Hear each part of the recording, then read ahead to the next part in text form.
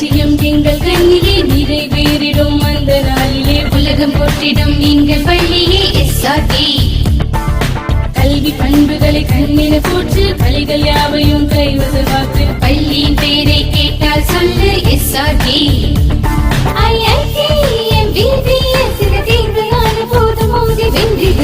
லட்சியம் எங்கள் கண்ணிலே நிறைவேறிடும் அந்த நாளிலே உலகம் போற்றிடும் எங்கள் பள்ளியே SRT.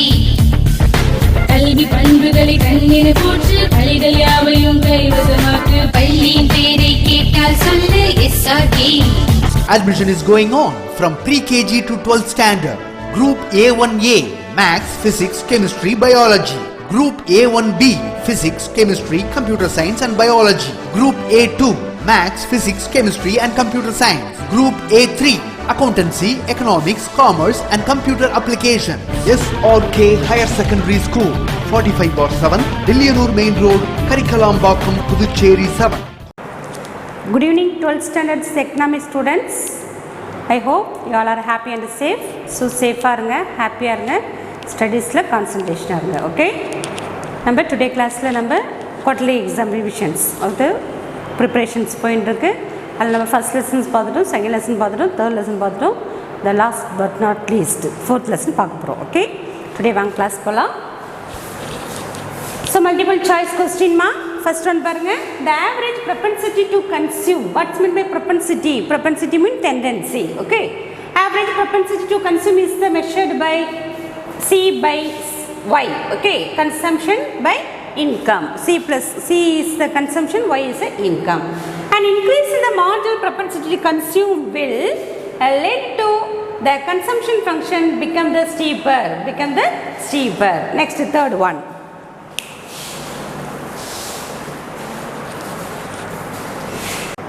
So third one, if the Keynesian consumption function is C equal, that means formula ma, Keynesian formula, C equal to 10 plus 0.8Y, then if a disposable income is 1000 is the disposable income, what is the amount of the total consumption? The answer is C.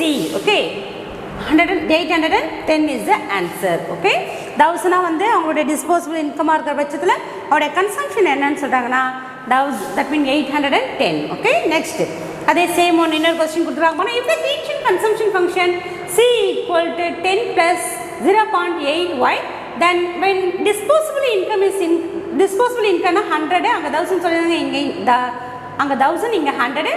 what is the marginal propensity to consume? அங்கே வந்து disposable income 1000, amount of total consumption கேட்டிருக்காங்க. இங்கே வந்து marginal propensity to consume, marginal propensity to the consume. Answer is A, 0.8. Next, fifth one.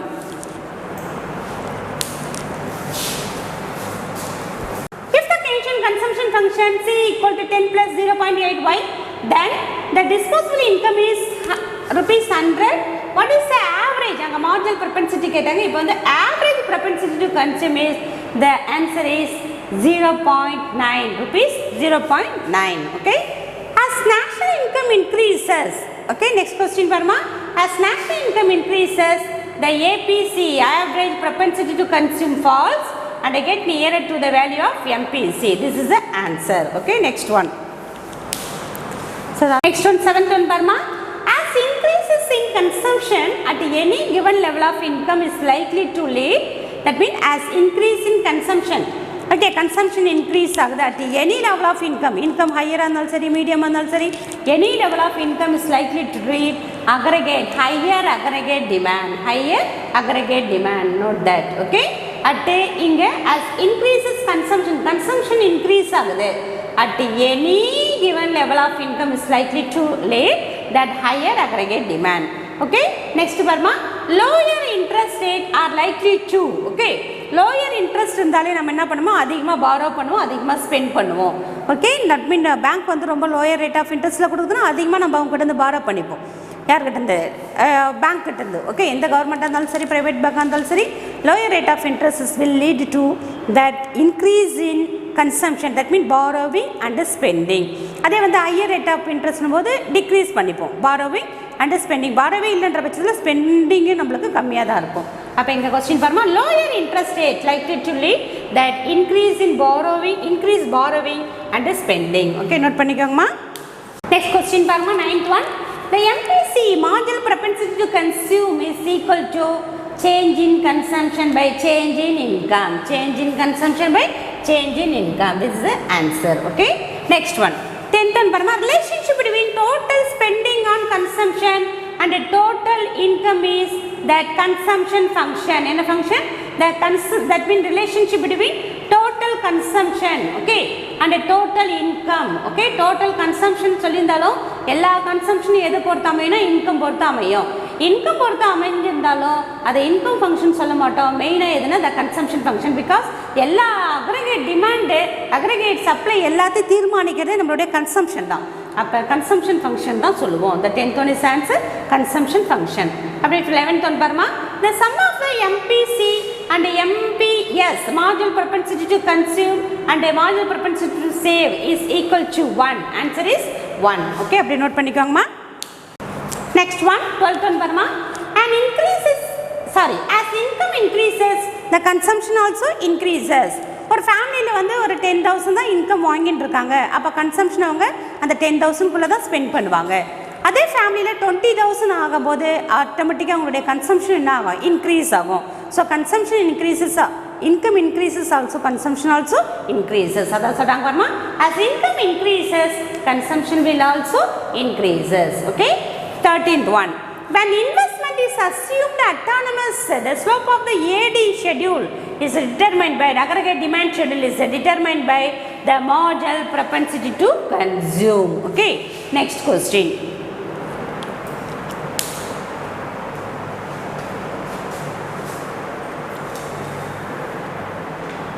Next 14th one. The multiplier tells us, multiplier என்ன சொல்லுது? How much output changes after the shift in the aggregate demand. This is the answer. The multiplier tells us என்ன சொல்லுதுன்னா how much output எந்த லெவல்ல quantity demand change ஆகுது after the shift in the aggregate demand. This is the answer. The multiplier is calculated as this is said. Okay, இது ஒரு formula நம்மளுக்கு and that another one, the one equal to MPC. இந்த one mean in the formula. Okay, அப்ப நம்ம என்ன already பார்த்திருந்தோம்? MPC equal to MPS equal to 1 ன்னு பார்த்தோம்ல. அப்ப நம்மளுக்கு answer is A and B. Answer is A and B. ரெண்டுமே நம்மளுக்கு ஃபார்முலா. எந்த formula? the multiplier formula. So அப்ப A and B. அப்ப இந்த question பாத்துருங்கமா. 16th one. The MPC is a 0.5. The multiplier is 2. Okay, multiplier is 2. Next 17th one. 17th one பாருமா in an open economy import dash the value of the multiplier. open economy ல import பண்ணது என்ன பண்ணுதுன்னா reduce பண்ணுது எதனுடைய வேல்யூனா multiplier value. Okay, that an open economy import reduces the value of multiplier. Next 18th one பாருமா according to Keynes the investment is a function of marginal propensity to marginal efficiency of capital. marginal efficiency of capital. அப்ப capital சொல்லிட்டாங்க. Okay, marginal efficiency of capital and the rate of interest. rate of interest. capital நாலே interest. capital உடைய reward என்னது? interest. அப்ப rate of interest. according to Keynes investment is a function of the marginal efficiency of capital and the rate of interest. Okay, 19th பாருமா the term super multiplier. Okay, multiplier என்ன சொல்லுதுன்னா the changes in the induced investment income உடைய changes நம்மளுக்கு சொல்றது multiplier. ஆனா autonomous investment and initial investment, induced investment and autonomous investment ரெண்டுமே நம்ம சேர்த்து சொல்றது சூப்பர் மல்டிப்ளையர். Super multiplier. அந்த சூப்பர் மல்டிப்ளையர் நம்மள சொன்ன நம்மளுடைய எக்கனாமிஸ்ட் யாருன்னா J.R. Hicks. J.R. Hicks. Okay, next 20th ஒன்று பாருமா the term MPC marginal propensity to consume.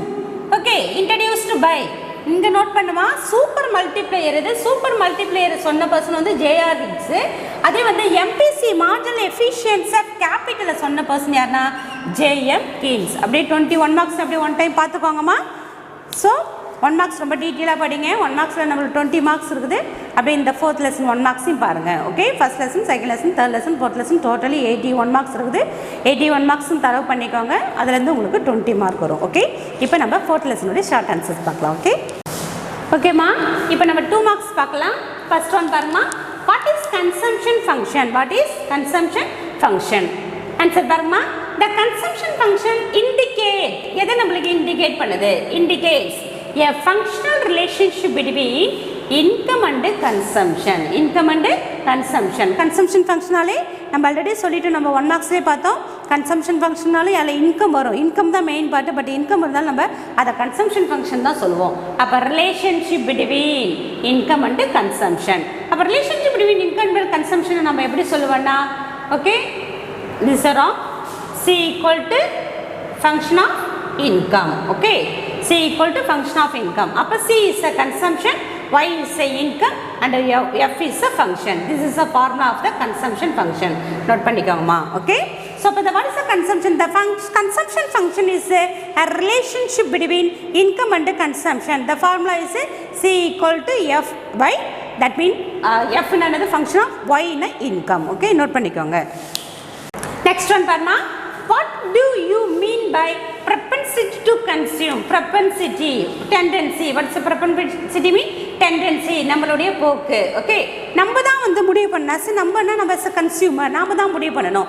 எவ்வளோ இன்கம் இருக்குது அதுக்கேற்ற மாதிரி தான் நம்மள கன்சம்ஷன். அப்போ அந்த கன்சம்ஷன் இவ்வளோ பண்ணலான்னு நினைக்கிறோம் இல்லையா, அதான் propensity. Okay, the propensity to consume refers to ratio, note that word, ratio between consumption and income. First one. Next, second one ma, it is the level of consumption with respect to a given that level of income. So நாங்க பாருமா level of consumption, நம்ம எவ்வளோ லெவலை தீர்மானிக்கிறன்றது எதை பொறுத்துனா level of income. Okay, ஒரு 10,000 salary வாங்குறாங்க, அப்போ அவங்களுடைய கன்சம்ஷன் என்னவா இருக்கும்? 9,000 இருக்கும். ஓகே, ஸோ அதே வந்து அவங்க 20,000 என்னும்போது இதே 9,000 இருக்காது. டெஃபினட்டாக அவங்க என்ன பண்ணிப்பாங்க, ஏற்றிப்பாங்க ஒரு 15,000. ரிமைனிங் என்ன போகும் நம்மளுக்கு சேவிங். ஓகே, ஸோ அப்போ கன்சம்ஷன், அப்போ லெவல் ஆஃப் கன்சம்ஷனை தீர்மானிக்கிறதுனா லெவல் ஆஃப் இன்கம். இந்த லெவலில் இருக்கும்போது அவங்க இதை தான் தீர்மானித்தாங்க. இப்போ அதே வந்து இன்கம் எவ்வளோவா இருக்கு? 20,000 இருக்குது. அப்போ இவ்வளோ தீர்மானிக்கிறாங்க. ஸோ அப்போ எதை பொறுத்து அமையினா இன்கத்தை பொறுத்து தான் அமையும். Okay, level of consumption with respect to given the level of the level of income. Okay, this is a propensity to consume. Okay, நல்லா பார்த்துக்கோங்கம்மா. Third one பாருமா, define the average propensity to consume. Okay, நம்ம டைரக்டாக consumption by propensity to consume தான் பார்த்துருந்தோம். இப்போ ஆவரேஜும் பார்ப்போம், marginal பார்ப்போம். What's mean by average? Okay, ஒரு டோட்டல் இன்கத்தில் அவங்க டோட்டல் கன்சம்ஷன் என்ன பண்ணுறாங்கன்னு சொன்னாங்கன்னா அதை நோட் தட்மா, டோட்டல் இன்கம் இருக்குது. அந்த டோட்டல் இன்கத்தில் டோட்டலாக வந்து எவ்வளோ கன்சம்ஷன் சொன்னாங்கன்னா அது ஆவரேஜ் propensity to consume. அதே வந்து marginal, what's the ratio of consumption due to ratio of income. எவ்வளோ ரேஷியோவில் இன்கம் சேஞ்ச் ஆகுது, அதனால் எவ்வளோ இன்கம், தட் மீன் கன்சம்ஷன் வந்து சேஞ்ச் ஆகுது. அப்போ ரேஷியோ சொன்னாங்கன்னா மார்ஜினல், அஸ் அ டோட்டலாக சொன்னாங்கன்னா அது ஆவரேஜ். ஓகே, புரியுதாம்மா? டோட்டல் ஸ்பெண்டிங், டோட்டல் இன்கத்தில் எவ்வளோ டோட்டல் கன்சம்ஷன் சொன்னாங்கன்னா அது average propensity to consume. Okay, இப்போ பாருமா, that average propensity to consume define. சாரிம்மா, இது ஒரு லைன் ராங்காக வந்துருச்சு. ஸோ இங்கே okay, the average propensity to consume is the ratio of consumption expenditure to only a particular level of income. particular level of incomeத்தில் அவங்க கன்சம்ஷனுக்கு எவ்வளோ வந்து எக்ஸ்பெண்டிச்சர் பண்ணுறாங்க. Expenditure is also many the consumption. செலவுன்னு சொல்லுவோம் இல்லையா, அதுதான் எக்ஸ்பென்சஸ் சொல்லுவாங்களே, அதுதான். ஓகே, அப்போ பர்டிகுலர் கிவன் லெவல் ஆஃப் இன்கமில் அவங்க எவ்வளோ ஸ்பெண்ட் பண்ணாங்கன்றது ஜென்ரலாக பார்க்குறது ஆவரேஜ். ஆவரேஜாக ஒரு 10,000 வாங்கினாங்க, இந்த மாதம் எனக்கு 10,000 சம்பளம் வந்து அதில் நான் 9,000 செலவு பண்ணேன், 1,000 ரிமைனிங் இருக்குது. ஓகே, ஸோ இதை தான் வந்து ஒரு ஆவரேஜ் லெவலில் கால்குலேஷன் பண்ணுறது average propensity to consume. Okay, note பண்ணிக்கோங்கம்மா. ஓகே, நெக்ஸ்ட் கொஸ்டின் பாருமா, define the marginal propensity to consume. Marginal, okay, ரேஷியோன்னு சொன்னாலுமா அது change. Okay, ratio of change in consumption. சொல்றாங்க பாருமா, the marginal propensity to consume. Already அங்க என்ன சொன்னா, ஆவரேஜ்ல ஒரு ஆவரேஜா அத டோட்டல் இன்கத்துல எவ்வளவு வந்து ஸ்பெண்ட் பண்ணாங்க, கன்சம்ப்ஷன் பண்ணாங்கன்றது ஆவரேஜ். இங்க வந்து the ratio of change in income due to change in consumption. இங்க நம்ம சொன்னோம் இல்லையா, ஆல்ரெடி அவங்களுடைய இன்கம் 10,000 தான் இருந்துருக்கு. திடீர்னு அவங்களுக்கு ப்ரமோஷன் கிடைச்சி 20 or 25 ஆயிடுச்சு. அப்போ சேஞ்ச் ஆயிடுச்சு. Okay, ratio of change. அப்போ 10லேருந்து 10 எக்ஸ்ட்ரா இருக்கு. அப்போ அவங்களுடைய கன்சம்ஷன், அப்போ 10 இருக்கும்போது அவங்களுடைய கன்சம்ஷன் 9 or 8 இருந்தது, 9,000 இருந்தது. அதே வந்து இப்போ 20 இருக்கும்போது அவங்க 59 இன்க்ரீஸ் ஆகுது. அப்போ த marginal propensity to consume may be defined as the ratio of change in consumption to change in income. Okay, இன்கத்துல சேஞ்சஸ் இருக்கிறது, எந்த லெவலில் இன்கத்தில் சேஞ்ச் இருக்கோ அந்த லெவல் வந்து கன்சம்ஷனில் இருக்கும். ஓகே, அப்போ சேஞ்ச் இன் கன்சம்ஷன் இந்த டியூ டுன்னு கூட சொல்லலாம், due to change in income. கன்சம்ஷனில் ரேஷியோ சேஞ்ச் இருக்குது, அது எதனாலனா இன்கத்தில் சேஞ்ச் இருக்கிறதுனால.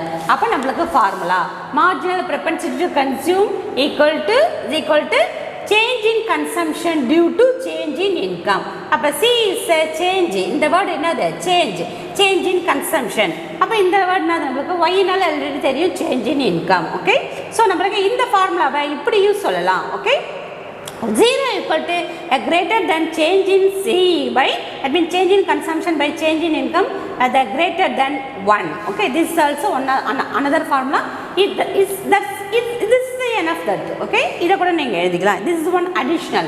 இது ஏன்னா உங்களுக்கு எக்ஸ்ட்ரா வந்து இன்டீரியர் 1 மார்க்ஸ் கேட்டாங்கன்னா அதுல கேட்க வாய்ப்பு இருக்கு. Okay, next one 25th one. Next question பாருங்கமா. The what?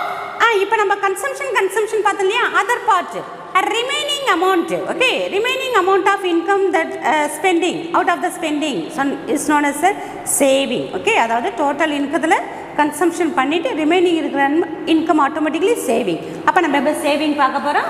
What do you mean by propensity to save? Propensity to save. Okay, propensity to save refers to ratio between saving and income with respect to the given level of income. Given level of income அவங்க சேவிங்க்கு இன்கத்துள்ள relation, எவ்வளோ income earn பண்ணாங்க, இதில் நம்ம consumption வந்து ஹைடாக இருக்குது. Okay, எவ்வளோ income earn பண்ணாங்க, அது கன்சம்ஷன் நம்மளுக்கு அனதர் சைடு, ஆனால் நம்மளுக்கு இந்த சேவ்ன்றதுனால சேவிங் தான் இம்பார்ட்டன்ட். அப்போ propensity to save refers to ratio between the saving and the income with respect to given level of income. Okay, one time பார்த்துக்கோங்கம்மா. நெக்ஸ்ட் பாருமா, இந்த question marginal propensity to save refers to change, that means ratio between saving and income. அப்ப நம்ம இதை இப்படி கூட எழுதலாம், என்னன்னா change in income due to change in saving. Okay, saving எதனால இருப்பதுனா சேஞ்ச் இன் இன்கம். இப்போ அங்கே பார்த்தோம் இல்லையா, நம்ம இப்போ 10,000 ஒரு ஏர்ன் பண்ணுறாங்கன்னா அவங்களுக்கு சேவிங் எவ்வளோ தான் மீதுது? 1,000 தான் இருந்தது. அதே 20,000 ஏர்ன் பண்ணுற பர்சனுக்கு எவ்வளோன்னா 5,000 சேவிங் இருக்குது. அதே 30,000 ஏர்ன் பண்ணுற பர்சனுக்கு ஒரு 10,000 சேவிங். அப்போ சேஞ்ச் ஆகினே வருது. அப்போ எதனால சேஞ்சுனா இன்கத்தில் இருக்கிற சேஞ்சு ஆட்டோமேட்டிக்காக அந்த சேவிங்கில் சேஞ்சஸ் இருக்கும். ஸோ அதை தான் சொல்கிறாங்க saving and income. Okay, next one பாருங்கம்மா.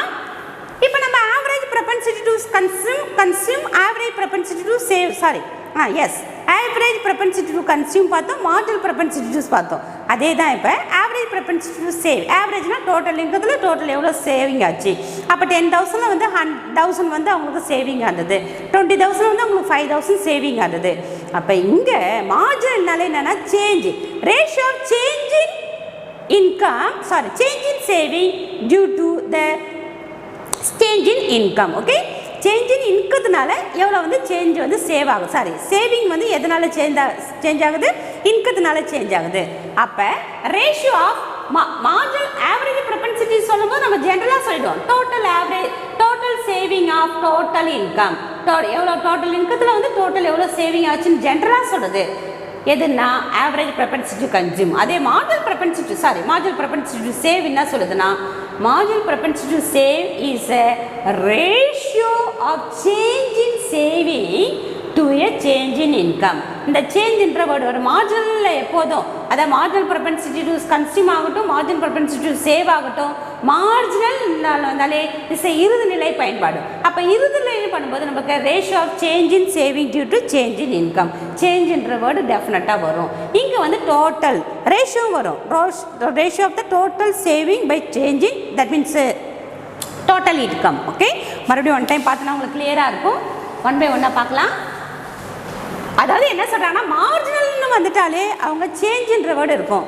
Change in income due to change in consumption, change in consumption due to change in income. Okay, consumption வந்து சேஞ்ச் ஆகுது எதனாலனா இன்கத்தினால, சேவிங் வந்து சேஞ்ச் ஆகுதுன்னா இன்கம் வந்து சேஞ்ச் ஆகிறதுனால. ஓகே, ஸோ அதுதான் சொல்கிறாங்க. The define the average propensity to save, சிம்பிளாக சொல்லிடுவாங்க. It is that it is another average. Okay, average propensity to saving is a ratio of total saving to total income, total saving to total income. So அப்போ total எவ்வளோ save ஆச்சு? 1000 ஆச்சு. எவ்வளோ income? total income 10,000. அதே இங்கே marginal propensity பாருமா, define the marginal propensity to save. Marginal propensity to save is a ratio of change in saving to change in income. அப்போ இங்கன்னா 20,000. ஓகே, 20,000 இருக்கும்போது நம்மளுக்கு எவ்வளோ கிடச்சிது? 5,000 வந்து நம்மளுக்கு சேவிங் ஆயிருக்கு. என்ன ரேஷியோன்னு கேட்குறாங்க. Okay, so this is a ratio. Okay, அது ரேஷியோன்னு நம்மளுக்கு ஃபார்முலா சொல்லியிருக்காங்க. That mean marginal propensity to save is that mean இந்த வேர்டுனால என்னது? சேஞ்சுன்னு சொல்லிட்டோம். அப்போ change in saving by change in income. This simple is change in consumption, sorry saving, consumption கிடையாதுமா saving. Okay, this one is a change in income. Note that ma. Okay, my next one barma. Define multiplier. The multiplier is defined as a ratio of change in national income. Note that word ma. National income. இங்கே தான் வந்து நம்ம இவ்வளோ நேரம் என்ன பார்த்தோன்னா change in consumption due to change in income. Okay, அதை saving side பார்க்கும்போது change in saving due to change in income. இங்கே என்ன சொல்கிறாங்கன்னா change in national income. National income என்ன சொல்கிறாங்கன்னா investment. Okay, the income change that investment change. அதாவது income investment எவ்வளோ, இங்கே தான் வந்து நம்ம மல்டிப்ளையர் என்ன வேர்டு யூஸ் பண்ணுறோன்னா இன்வெஸ்ட்மெண்ட்ன்ற வேர்டை யூஸ் பண்ணிக்கிறோம். அப்போ multiplier டெல்ஸ் as the multiplier is defined as a ratio of change in national income to change in investment. Okay, national income change ஆகுது எதனாலனா இன்வெஸ்ட்மெண்ட் சேஞ்ச் ஆகுது. அப்போ இன்வெஸ்ட்மெண்ட் அதிகமாக நம்மளுக்கு இன்கமும் அதிகமாகும். ஒரு 1 lakh போடுறாங்க. ஓகே, 1 lakh இன்வெஸ்ட்மெண்ட் போடுறாங்கன்னா அவங்களுடைய லாபம் எவ்வளோ வருதுன்னா தட் மீன் எல்லா எக்ஸ்பென்சஸ் போக டெப்ரிஷியேஷன் போக அவங்களுக்கு 20,000 வந்து லாபம் கிடைக்குது. ஓகே, அப்போ இன்வெஸ்ட்மெண்ட் எவ்வளோ? 1 lakh போட்டாங்க. அவங்களுடைய இன்கம் எவ்வளோ வந்தது? 20,000 வந்தது. ஓகே, 20,000 1,20,000 ரிமைனிங் இந்த ஸ்பெண்டிங் எல்லாம் போனதுக்கப்புறம் ரெவன்யூ காஸ்ட்டை வந்து ரெடியூஸ் பண்ணி தானே ரெவன்யூ நம்ம கால்குலேட் பண்ணுவோம். அப்போ இந்த ரிமைனிங் 20,000 அவங்களுடைய ப்ராஃபிட்டு. Okay, adequate income. அதே வந்து இன்வெஸ்ட்மெண்ட் வந்து அவங்க 5 lakhs தான் வந்து அவங்க இம்ப்ரூவ் பண்ணிட்டாங்க. அப்போ சேஞ்ச் ஆகிடுச்சு, இன்வெஸ்ட்மெண்ட் வந்து சேஞ்ச் ஆகிடுச்சு. அப்போ இன்கமும் என்ன ஆகும்னா அதே இப்போ இண்டிவிஜுவல் பர்சனானா இன்கம் சொல்லுவோம், அதே கண்ட்ரின்னா நேஷ்னல் சொல்லுவோம். நேஷ்னல் இன்கம், இண்டிவிஜுவல்னா பர்சனல் இன்கம், நேஷ்னல்னா நேஷ்னல் இன்கம். ஓகே, இப்போ 5 lakhs அவங்க இன்வெஸ்ட்மெண்ட்டை இன்க்ரீஸ் பண்ணிட்டாங்க. அப்போ இவங்களுக்கு எக்ஸ்ட்ரா கிடைக்குது. ஓகே, 6 lakhs 6.5 lakhs அவங்களுக்கு கிடைக்குது, இல்லாட்டா 7.5 lakhs அவங்களுக்கு கிடைக்குது. அப்போ இன்க்ரீஸ் ஆகிருக்கு. அப்போ இந்த லெவலில் தான் கிடைச்சிது, 20 லெவலில் தான் கிடைச்சிது. இப்போ 1.5 lakhs வந்து அவங்களுக்கு 2.5 or 1.5 அளவுக்கு அவங்களுக்கு எக்ஸ்ட்ரா கிடைச்சிருக்கு. அப்போ இன்வெஸ்ட்மெண்ட் சேஞ்ச் ஆக இன்கம் வந்து சேஞ்ச் ஆகும். Okay, is entrepreneur side. Okay, அதான் சொல்கிறாங்கம்மா. Define multiplier. Multiplier is defined as a ratio of change in national income to change in investment. Okay, next உங்களுக்கு ஒரு ஃபார்முலா கொடுத்துருக்காங்க பாருமா. K equal to if that change in income due to change in investment to resultant increase in income. இந்த formula வந்து நம்மளுக்கு income investment. Okay, that mean change in இந்த word நம்மளுக்கு change இல்லையா, சேஞ்ச் இன் நம்ம investment கூட போட்டுக்கலாம். Okay, note பண்ணிக்கோங்கம்மா. Next define accelerator. ஆக்சிலரேட்டர் சொல்கிறாங்க பாருமா. இது defined as a coefficient ratio between induce, note that word ma, induce investment and initial change in consumption. Okay, induce investment ko initial change of consumption ko ulla வேறுபாடு நம்ம சொல்றதா வந்து accelerator. Okay, note that ma. Next 3 marks ma நம்ம பார்க்க போறோம். Next நம்ம 3 marks பார்க்கலாமா. First question, state the propositions of kings. Psychological law of consumption. கீன்ஸுடைய psychological. Okay, psychological is mental attitude. ஒரு பர்சனுடைய மென்டல் ஆட்டிடியூட் எதுலன்னா கன்சம்ஷன் சைடில். அதை கீன்ஸ் நம்மளுக்கு என்ன சொல்கிறான்னு பார்க்கலாம். State the propositions of that Keynes psychological law of consumption. Okay, அதுக்கு 3 நம்மளுக்கு ஃபார்முலா சொல்லியிருக்காங்க Keynes. First one, when the income increases the consumption expenditure also increases but by a smaller amount. Okay, note that ma. So parma psychological law of consumption இது நம்ம class ரூம்ல ரொம்ப டீடைல்டா பார்த்தோம். when the income increases consumption expenditure also increases but a smaller amount. என்ன சொல்றாங்க? Okay, இப்போ ஒரு person வந்து 10,000 சேலரி வாங்கிட்டு இருக்காங்க. ஓகே, அப்போ அவங்களுடைய கன்சம்ஷன் எவ்வளோ இருந்தது? 9,000 இருந்தது. ஓகே, ஸோ அப்போ சேவிங் சைடு நம்ம ஹைட் பண்ணிக்கலாம். ஓகே, இப்போ இன்கம் வந்து என்ன ஆகுதுன்னா 20,000 இன்க்ரீஸ் ஆகுது. ஓகே, இங்கே என்ன ஸ்டேட்மெண்ட் சொல்கிறாங்க? Consumption also income increases, consumption also increases.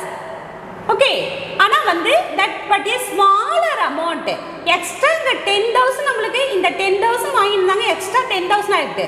ஆனால் அந்த 10,000 நம்ம என்ன பண்ணலை? செலவு பண்ணலை. But A smaller amount. இதுலேருந்து நம்ம ஸ்மாலர் அமௌண்ட் தான் செலவு பண்ணிக்கிறோம், ரிமைனிங் வந்து சேவிங் பண்ணியிருக்கோம். அதான் சொல்கிறாங்க. when the income increases consumption also increases. 9,000 தான் அவங்க வந்து ஸ்பெண்ட் பண்ணிட்டு இருந்தாங்க, அதுலேருந்து இன்க்ரீஸ் ஆகிருக்கு. ஆனால் இந்த அளவு 10,000 ரூபாய் இன்க்ரீஸ் ஆன அளவுக்கு கன்சம்ஷன் வந்து அங்கே இன்க்ரீஸ் ஆகலை. அதான் சொல்கிறாங்க. when the income increases consumption expenditure also increases but by a smaller amount. Smaller amount தான் அவங்க இன்க்ரீஸ் பண்ணியிருக்காங்க. இந்த 15 கூட அவங்க 13 கூட ஆகிக்கலாம், இல்லை 14 கூட ஆகிக்கலாம். அவங்களுடைய ஃபேமிலி பொறுத்து கன்சம்ஷன் இன்க்ரீஸ் பண்ணுவாங்க. ஆனால் இன்கம் இன்க்ரீஸ் ஆன அளவுக்கு கன்சம்ஷனை வந்து இன்க்ரீஸ் ஆக மாட்டாங்க, ஸ்மாலர் அமௌண்ட் தான் இன்க்ரீஸ் ஆவாங்க. So that's the first point. when the income increases consumption expenditure also increases but by a smaller amount. first one. next one பார்க்கலாம். next second one பாருமா. the increased income will be divided in some proportion between the consumption expenditure and the saving. yes, அப்போ நம்ம 10 பண்ணும்போது அவங்களுக்கு saving என்ன பண்ணியிருக்கோம்? 1,000 தான் saving பண்ணியிருக்கோம். அதே 20,000 பண்ணும்போது நம்ம ஆட்டோமேட்டிக்காக எவ்வளோ தான் சேவிங் ஆயிருக்கு? 5,000 சேவிங் ஆயிருக்கு. ஸோ அதான் சொல்கிறாங்க. the increase income will be divided into. அப்போ எக்ஸ்ட்ரா அங்கே 5 இன்க்ரீஸ் ஆச்சு இல்லையா? அதாவது 10 இருக்கும்போது அவங்க 10,000 தான் 1,000 தான் அவங்க சேவிங்கில் இருந்தது.